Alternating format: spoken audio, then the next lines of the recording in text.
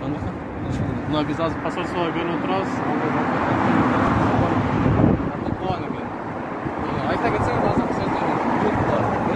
сизге эмне жардам берет? Биз дайыр жол айтабыз. Биз бул жерге 10 миллион ошондон 10 миллион которган калсаңыз, калп эмес. 10 миллион бөлүнгөн акчаны Кыргызстандан бөлүнгөн акчаны азыр эме жеке коомчулуктагы бардык эмелер менен биргеликте бул жана муктаж болгон адамдарга азык түлүк жардам берилет.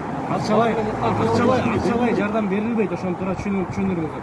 Ошол сиздер кайсы адамдардын, кайсы WhatsApp группадагы өкүлдөрдөн келсеңиздер, туура маалыматты жеткирип кимдерге жардам берилет? Биз жардамга муктаж болгондорго күнүнө азыр 50-60 үй бүлөгө таратылып атат. Жаңы эле келсек, бизге боюнда бар адам, түшүнүп атабыз. Инвалид адамга беребиз дейт. Бизге окшогондорго Сиз мага сөз берсеңиз, мына бу жерде Жети область биримдиги бар.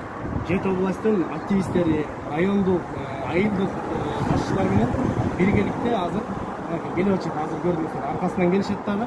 Ошол тизмелер бар. Ар бир кайрылгандар. Чындыгында муктаж болгондорго, муктаж болгон жарандарга даректери, телефондору баардыгы жазылса, чалып, текшерип, ошол жерден анан пакет менен муктаж азык-түлүктөргө жеткириlir. Азырында акчалай берет деген маалымат алып. Видеого эмне карайсыз? Ошондо 10 миллион которулду. Ошолго мен сизге жардам берилет. Акчалай берилбейт деп айтып атам. Акчалай берилбейт. Азык-түлүк жагынан жардам берилет. Азык-түлүк жанагы көчөдө калып калган жарандарыбыз болсо, хостелдерге жайгаштырып атат. Ошол маселе. Өчүр видеону, короче.